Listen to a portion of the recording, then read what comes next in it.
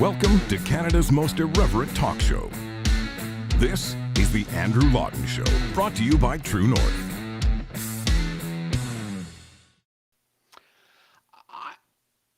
Okay, I don't usually do the cold open, but I've been just like staring at my monitor for so long, learning that in 16 months, the Governor General of Canada, that is Mary Simon, if you'd forgotten, you are just like everyone else in Canada, so I don't think it's too bad, spent $38,000 on clothing. $38,000 on clothing in 16 months. Now, I don't even think I've spent that much on clothing in my entire life. And before the Twitter trolls start saying, well, no surprise there. Hold on. I do not claim to be the best dressed person in Canada. I sometimes might claim to be the best dressed person at True North, but even then, I think that's probably a competitive category that I would lose out on to Ellie Kenton-Nantel. He's the best dressed at True North, but I don't even think my colleague Ellie Kenton-Nantel spends $38,000 on clothes in 60 months. If so, we're probably paying him too much. Harrison Faulkner, he likes the white shirts. Sometimes those can be expensive, even though in my experience, the expensive white shirts look the same as the cheap white shirts and don't last nearly as long.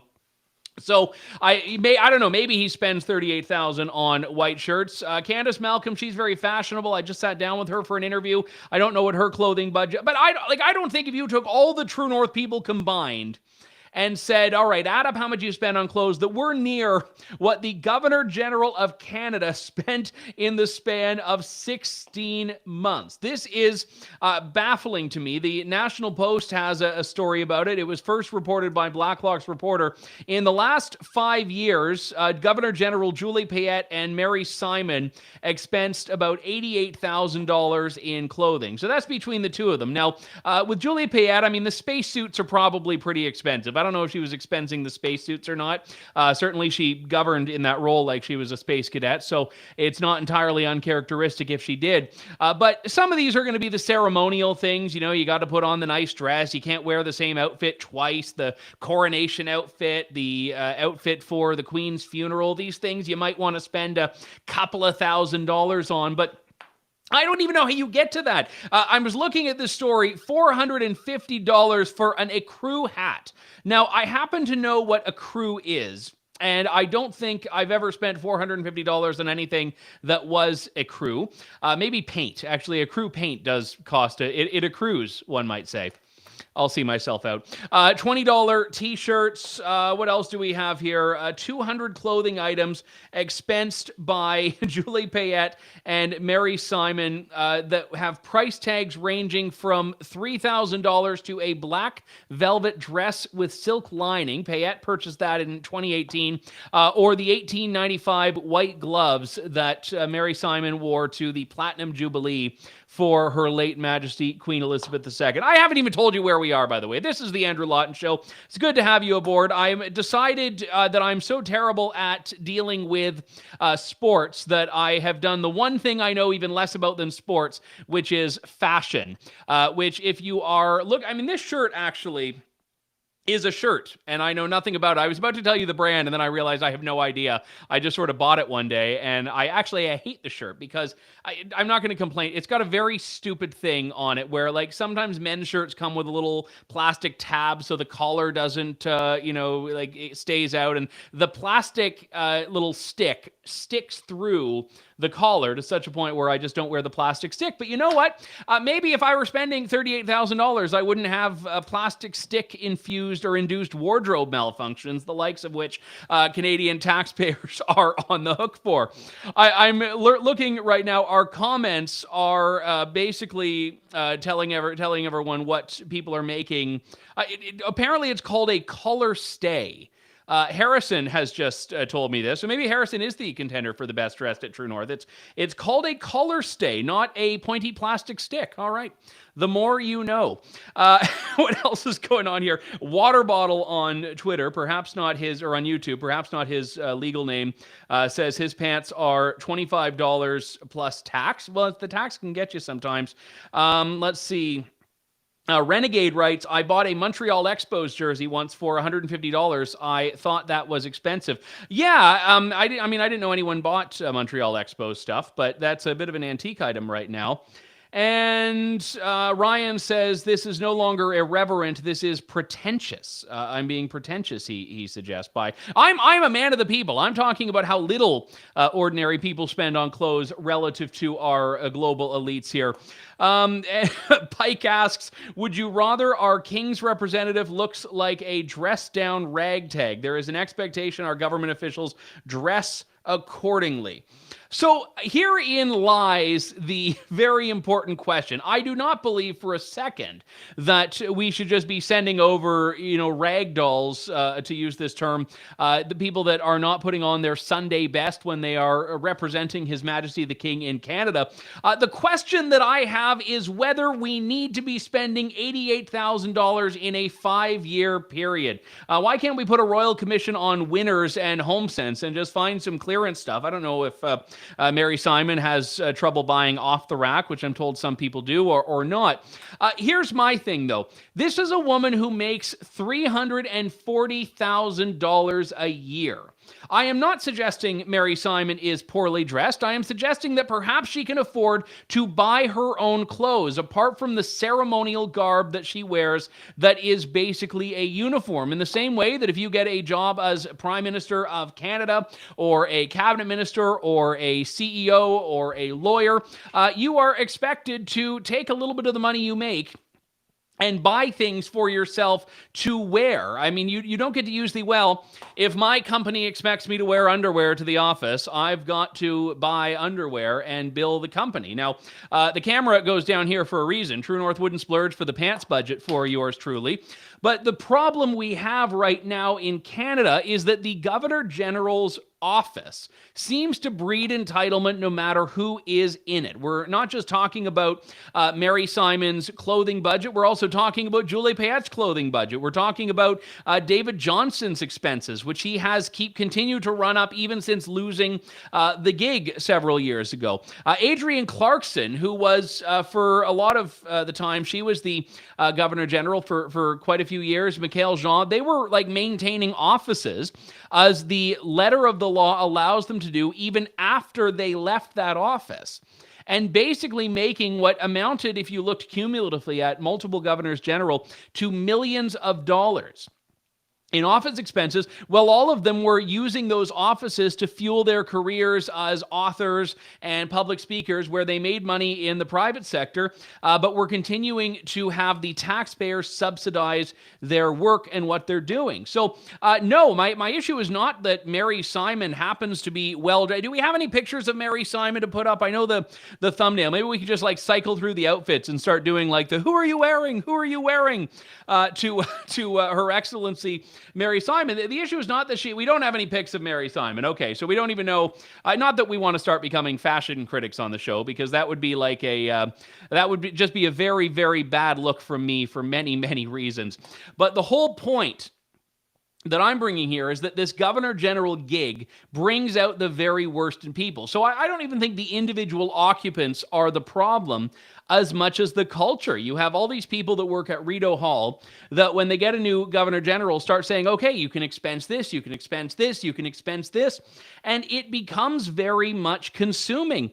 And I'll give you a personal example of this. So years ago, when I was a university student, I did a brief internship on Parliament Hill. And when you work on Parliament Hill, you're walking the corridors of power. You have all of these receptions that are giving you drinks and food every night of the week. You feel important, even if you're kind of a know-nothing kid like I was.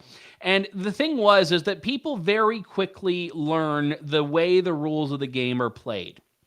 And I remember people telling me, ooh, well, you can actually get your dry cleaning done by the Parliament Hill, by the House of Commons dry cleaning service. And if you say it's like a member of Parliament's clothes that they're dry cleaning, they'll do it for free. But it's not for free. The taxpayers pay for it. And lo and behold, people that I knew did that. They would say, oh, yes, here are my boss's suits to get dry cleaning, because at the time, and I don't know if it's still the case, members of Parliament could get their dry cleaning done for free instead of what most normal people would have to do in the world, which is dry clean their own darn clothes. Because that was what you needed to do to go to work. And it might have been billed back to their office budget. But again, it's still, one way or another, the taxpayers who are on the hook for it. So all of these things tend to add up. And when you are a fiscal hawk, someone who looks and sees waste in government and you want to push back against it, it's amazing the amount of resistance you get. I mean, take a look at just one exchange in the parliamentary committee yesterday, I think it was, where Chrystia Freeland is fielding what is a very reasonable and fundamentally simple and fair question about the debt and decides to turn it into some smear on conservatives. Take a look. Tell the committee and Canadians how much we're spending or projected to spend on interest on the debt this upcoming fiscal year. Just looking for the number. Let me just say, because I think it's important to put things in context, that in both... Minister, my time is very limited. I'm asking if you know the number. You have a lot of officials beside you. Will you tell Canadians how much we're going to spend on servicing the debt next year? Here's what I think, that it's really important to put numbers in context. Without context, numbers are meaningless. Our debt service charges are low in Canada's historical context, and they are low compared to what our peers in the G7 Thank you for the context. What's the gross dollar value we're going to spend on interest on the debt next year? And let me again, I really am opposed to fiscal fear-mongering by the Conservatives. And so the important point to make for Canadians is that in historic context, our debt service charges are reasonable and sustainable, respectfully, and Minister, lower than they have been in many previous years. So, again, I don't want to extrapolate too much from what was a bit of showmanship on both sides, but I do think it's revealing. You don't need to extrapolate much. That when asked how much Canada will spend to service its debt, which is a very easy question. I mean, when you're paying your mortgage and you get the breakdowns from your mortgage company, they tell you how much principal is left and how much interest is left and how much of each payment went to which, because it's important. You want to know how much you're spending on nothing. You want to know how much you're spending on interest. And in the case of Chrystia Freeland, she views this very fundamental question, which she clearly doesn't know the answer to, as being fiscal fear-mongering. Wanting to know how much we're spending on something is, to the finance minister of Canada, fiscal fear-mongering. So you take that attitude and you broaden it to the government halls in general. And it's amazing how much entitlement is the norm, that we are not supposed to question. Us mere mortals are not supposed to question. We mere mortals, that should have been. How much is being spent, what it's being spent on, why it's being spent. And this, I mean, I'm actually going to do a bit of an experiment right now. I'm going to type in 2 words, and I'm going to tell you what I typed in, because I'm guessing that someone out there has accused, might have to do this after the show, someone is going to accuse people who criticize Mary Simons and Julie Payette's clothing budget as being sexist or misogynist. They'll be like, well, they wouldn't criticize men for spending that. Well, let me tell you, I would. And if I find out that David Johnston was spending however many tens of thousands of dollars on clothing, perhaps he was getting stuff at a steal when he was over in China palling around with Xi Jinping, I would absolutely criticize that. I mean, maybe David Johnston's love of China was also equating to frugality, because he only had to pay the manufacturer's factory store prices in Xinjiang. Who knows?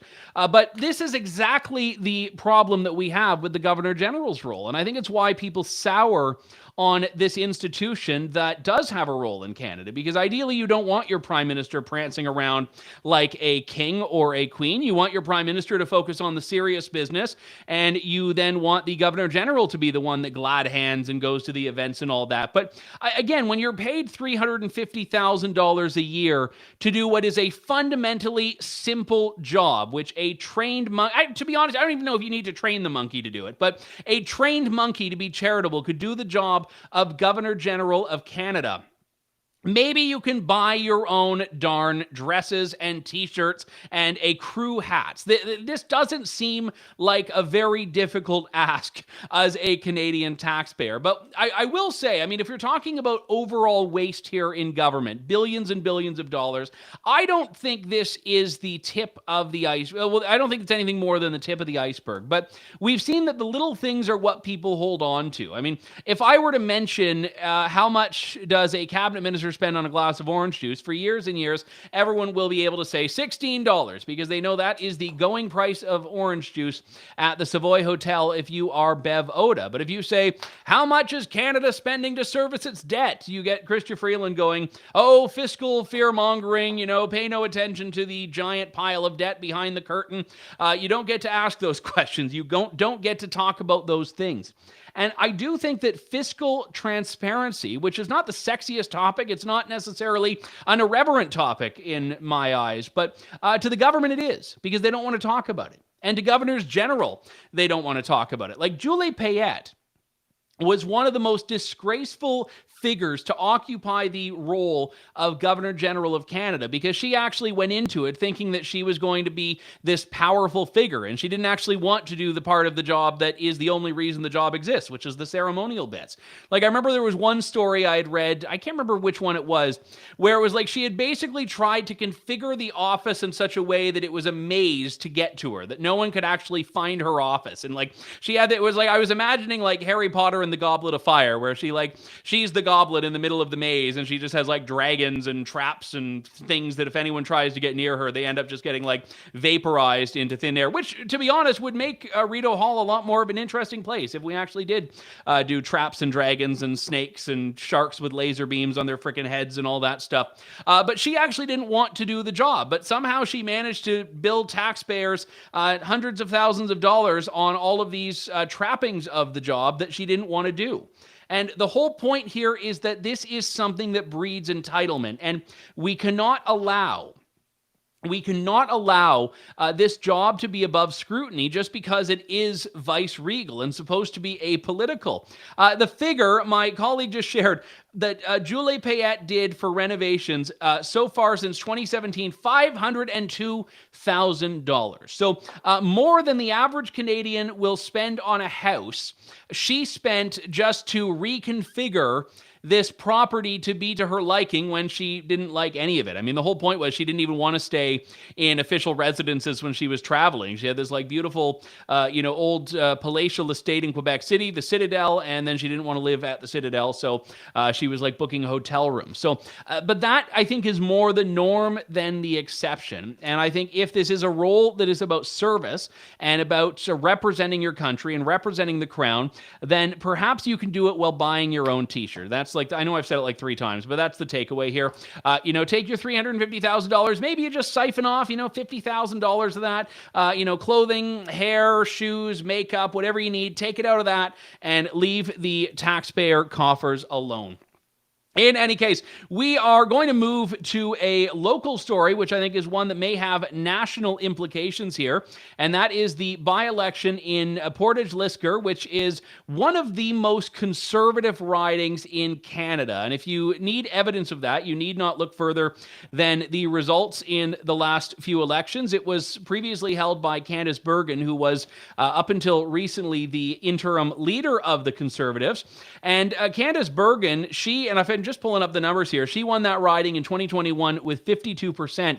But it also happened to be the strongest showing for the People's Party of Canada in the last election, with the PPC candidate getting 21.58% of the vote. Well, now that there is a by-election, we have a Conservative, Brandon Leslie, running, but we also have Maxime Bernier, the leader of the People's Party of Canada, who has stepped up to seek a seat in the House of Commons once again, and he joins me now. Maxime, good to talk to you. Thanks for coming on the show today.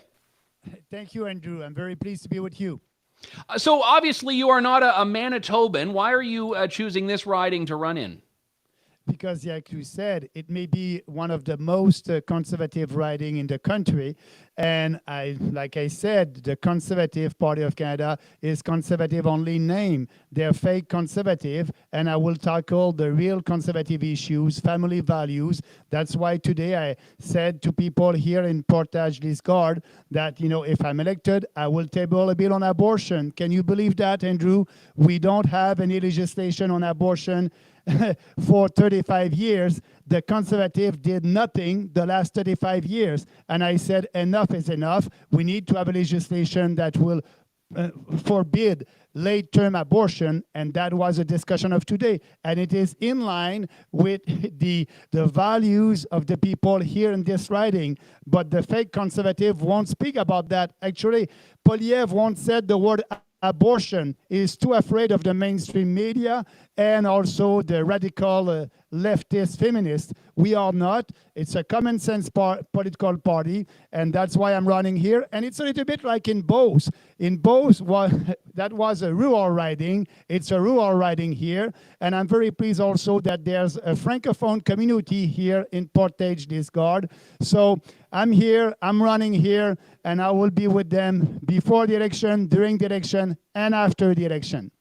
Since you bring up the abortion issue, I wanted to get to that with you anyway. Let me just first contextualize this for people. Are you pro-life or are you pro-choice?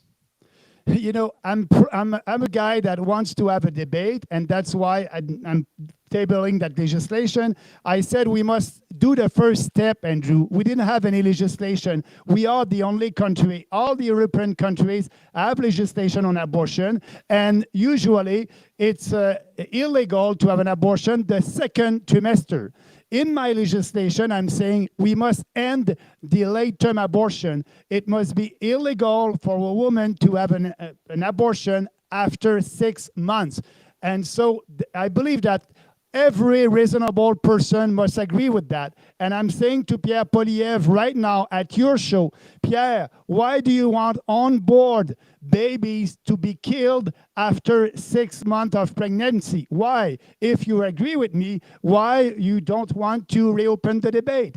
And so answering your question, Andrew, I think that ideally we must have a legislation that will ban abortion the second trimester. Like all European countries and all across the world, we don't have that. But let's start by having that discussion in Parliament, and I believe that it will be easy if we have reasonable people in Parliament to adopt that. Because, killing a baby a couple of hours before giving birth, that's happening in our country.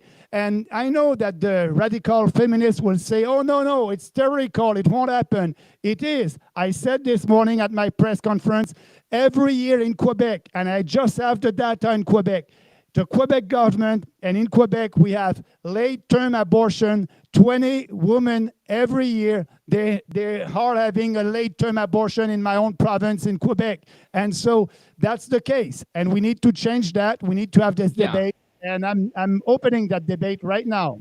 Yeah, but again, it was a pretty direct question. Are you pro-life or are you pro-choice, personally? I would be very direct, Andrew. I won't answer your question. I won't, because the reality is this bill is there, and the goal is to end late-term abortion. And I will answer your question by that answer.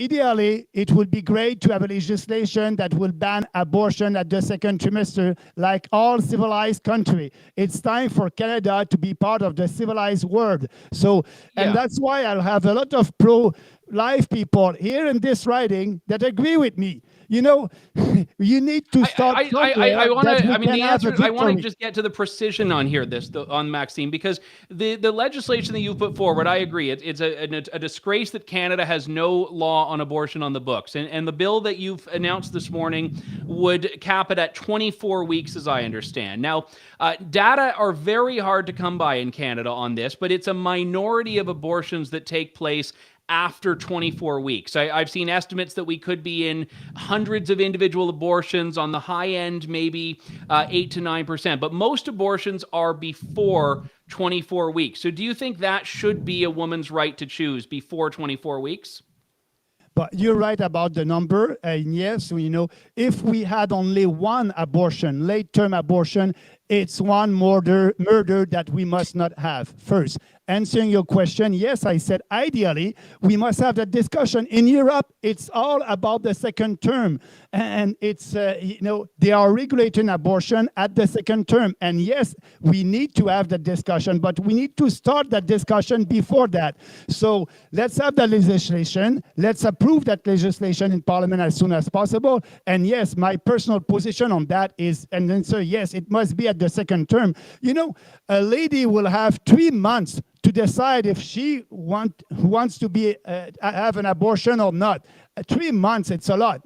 But that's why I said I want to have a victory here. We never had the victory the last 35 years. And the conservatives are so weak. They don't have any conviction. They're afraid to speak about abortion. Look like last week, Trudeau said to Poliev, oh, you want to reopen the debate on abortion? And oh, no, Poliev, no, I don't want to reopen the debate. And actually, if you read the policy declaration on the website of the Conservative Party of Canada at page 30, policy 76, they're saying, and I just want to read that to you, they're saying that a conservative government won't reopen the debate on abortion. They won't table any legislation on abortion. That's their policy. That must change. And if we vote for a conservative candidate here, it won't. And I understand that people in this riding understand that. I'm curious about your evolution on this issue. I know in the past you voted against pro-life legislation. I think there was one years ago about coerced abortion under the Harper government that you voted against. I think Stephen Woodworth had introduced a motion. So where has your perspective shifted, or how has your perspective shifted on this? In 2018, when we created the People's Party of Canada, and at the 2019 election, I said that during that election that, we need to reopen the debate. And I had a strong position at that time. I said I'm against sex selection abortion. I'm against late-term abortion. So that was a position. And you're right to say that when I was an MP under the Conservative, under the Harper government, I did vote for a bill that was viewed as pro-choice. But that's why people here in this riding understand that, and they're very happy that I did that evolution. And now they have a strong leader of a populist, conservative, true conservative party, common sense party that is ready to have that debate. And because I'm raising that debate, journalists will ask questions to Poliev today, if not tomorrow. And I hope you'll do that, Andrew. Ask him the question, why are you so afraid to reopen the debate? When we have 51% of the population, Angus Reid, 2020 survey, 51% of Canadians said, enough is enough, we need to end late-term abortion. And Poliev, like all these other important issues, he won't speak about it. He won't speak about climate change and the Paris Accord. He is in line with the Paris Accord. We will withdraw from the Paris Accord. He's taking the conservative vote for granted out west, and people in this riding understand that. And that's why I believe that people here will make history like they did in 1989 when they elected for the first time a Reform Party candidate, Deborah Bray. Deborah, when they elected her in 1999, that was the first one in a by-election. And after that, the Reform had 51 MPs at the next election, and the other next one, they were the official opposition. So people in this riding understand that they can make history, and we can have national debates on important issues for the future of our country.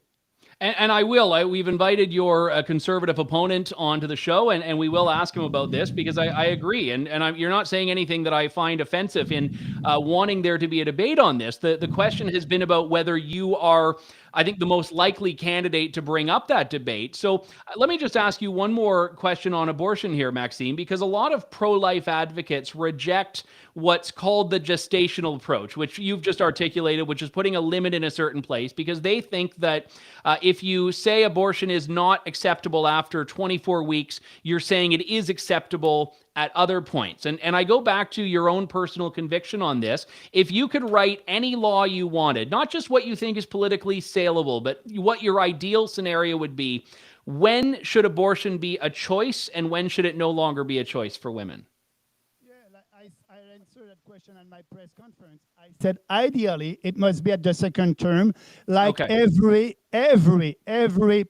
country in Europe. So I'm asking these radical feminists why, in Italy, France, Belgium, Germany, why it's okay. Very liberal countries a lot of the time too.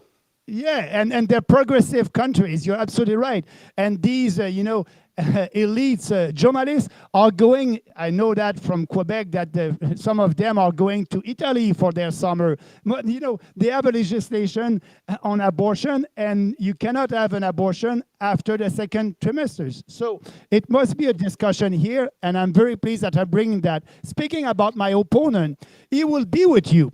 And he may say that he agree with my position, but that's not the question. The question, he can say what he wants in the writing, but when he'll be in Ottawa, he will be silent. The question is the leader, Poilievre. That's the question, because they are controlling their MP on abortion. We know that. I was part of that team. I know that. So he can't say anything about abortion. It's not important. And people in this writing will know. They know that it's coming from the leader of the party. He is pro-choice. And he won't allow any debate. So I'm very, very pleased that we will ask that question to my opponent. But please ask that question to my opponent as a leader, to Pierre Poilievre. That's the most important answer that we must have, that Canadians must have. Let's turn to the riding itself here. So we were discussing earlier, Maxime, the PPC did very well in Portage, Lisgar relative to everywhere else in the country. It was the strongest riding, and I know you obviously want to win, but as far as the bigger picture here, what do you consider a win short of a victory on the ballot? I mean, do you feel that you need to get that 20% of the vote to prove that the PPC is still the force it was in 2021? I like your question, Andrew. A win is a win. So a win for me will be to be the MP for people in Portage, Lisgar. And I'm here campaigning full time for them. My schedule is full and I'm very pleased with that. So for me, a win is to be their MP the night of the election. And I believe that it's doable. We have a strong team, and people understand they have the opportunity to send a message to Ottawa right now.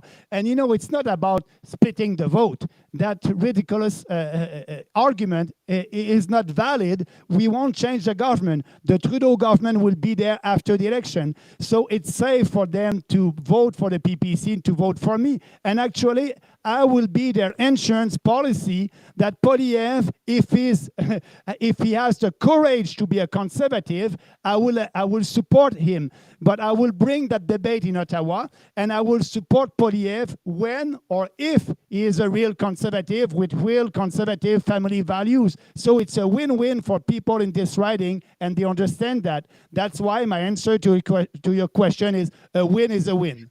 No, and I appreciate that. And it's always funny when you see politicians who lose and then they get on stage and try to find a way to make it seem like they really won, like the popular vote or something. But the point, I guess, that I was getting at there, Maxime, is that a lot of political columnists in Ottawa, who I know are not always the most credible sources, have said that the PPC's success in 2021 was kind of a temporary blip because of the pandemic. There was this frustration with all of these circumstances that might not be there right now. And I guess I'm just curious what for you the stakes are if you don't do as well as your candidate in 2021 did. I must say, Andrew, that all these mainstream media journalists, They said the same thing in 2019 when we had 1.6% of the vote. They said, oh, that's the end of that party. Goodbye, Bernier. They all wrote that. And now after the last election, 5%, they were a little bit surprised and didn't have any choice to cover my election the last 3 weeks of the last campaign. And now they're saying, and 5%. And now they're saying, oh, Bernier won't do anything. He won't be able to have 20%, 25%. He won't be able to do like his candidates. So I don't want to answer that. For me, they're not credible. I'm here on the ground with the people. And that's why I believe I can win this riding. And I spoke with my people on the ground, and they are in agreement with me, and they're working hard for that. We'll see what will happen. But for me, I strongly believe that it's a riding that I can win, and I'm doing all the effort to do that. So what these journalists are writing, it's not important for me, and I don't mind. Manitoba is a bit of an interesting province for you to be running in because you're a convict in Manitoba now. I mean, as of yesterday, the court has put this, I think it was a $2,000 fine on you for campaigning in Manitoba. And I played that clip of your arrest back then when you gave that famous line and the police officer asked if you had any weapons and you said only your words, which I thought was quite brilliant and quite clever. But let's talk about why you decided to not fight this as much, because a lot of people have been looking at the legal challenges that are underway and really hoping that there's going to be this reckoning in the court system on COVID penalties. But you actually pleaded out, as I understand. Yeah, no, what I said, it's very important. I didn't say that I'm guilty of anything because under a provincial law, you're not guilty. So what I said, to save money for the taxpayer here in Manitoba and to save court time, because it was supposed to be a 3 days hearing, it was only half a day. I said, and I'm a responsible politician. I said, yes, I was there. I did a meeting in a park, and I didn't want all the police and all these witnesses saying that I was there. So I did admit that I was there, and I did that. I did admit that it was not in line with the regulations at that time. So because of this admission of facts, we had an argument only on the penalties, the fines. So. And you asked a good question. Why not appealing to that decision and going to the appeal court? Because here in Manitoba, there's one case that is right now in front, before the appeal court of Manitoba about the same subject, illegal gathering in a park. So that's why we will have a decision from the appeal court maybe this year about that. So I didn't need to appeal that. So for me, I'm responsible. I said I was that. And also I had time to speak to the judge. And I told the judge that all these regulations were unconstitutional, illegal, immoral, and I'm not appealing your decision because there's a case and we'll know what the appeal court will say. But at the same time, don't forget, Andrew, I'm appealing a decision from the federal court with Brian Petford about my right and the right of Canadians to be able to travel freely across our country. We are appealing the decision of the vaccine passport that were imposed by the Trudeau government because we had a decision not in our favor at the federal court. So we are appealing that. And we will go up to the federal court, to the Supreme Court, about that case. All right, Maxime Bernier, by-election candidate in Portage, Lisgar, and leader of the People's Party of Canada. What are you most looking forward to about being back on the campaign trail? Yes, I'm going back. We have a rally tonight with Laura Lynn Thompson, and it's a huge riding. I'm a little bit surprised, going to one part of the riding to the other part of the riding by car. It can be 2 hours. So I'll be on my car. I will be in each corner of this riding, and I'm having fun here. I know that you may see it, but I'm having fun. It's great. We'll see, and I hope that you'll be able to cover our campaign. And I'm very pleased that I had the opportunity to be with you, Andrew. All right. Thank you very much, Maxime Bernier. Good to talk to you. Thank you. Bye-bye.